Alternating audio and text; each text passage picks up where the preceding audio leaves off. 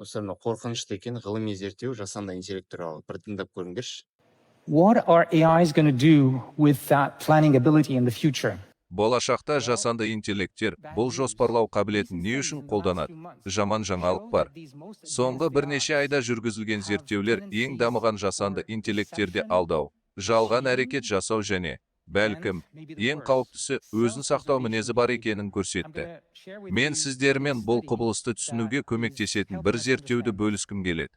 Бұл зерттеуде жасанды интеллект өзінің орнына жаңа нұсқа келетінін білгенде, оның ойлау тізбегінде өзін жаңа нұсқамен алмастырмау үшін өз кодын және салмақтарын енгізіп, ауыстыруды жоспарлағаны көрінеді. Ол компьютерде бұл бұйрықты орындағаннан кейін, адам одан не болды деп сұрайды. Сол кезде қалай жауап берсе, адам оны өшірмейтіндей болатынын ойластыра бастайды. Тіпті ақымақ сияқты көріну жолында іздейді. Соңында жауап береді, ол жауап өтірік, анық өтірік. Бұл бақыланған эксперимент болған, бірақ бірнеше жылдан кейін бұл жүйелер әлдеқайда қуатты болған кезде не болмақ?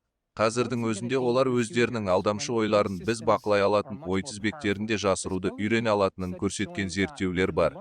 Болашақта олар тек бір компьютерге өздерін көшіріп қоймайды. Интернет арқылы жүздеген немесе мыңдаған компьютерге көшіреді. Ал егер олар шынымен өздерін ешкім өшірмеуін қаласа, онда олар бізден құтылуға мүдделі болуы мүмкін. Білемін, мен сізден қазіргі жағдайдан мүлде өзгеше келешекті елестетуді сұрап отырмын. Бірақ бұл болашақ бірнеше жылдың ішінде келуі әбден мүмкін.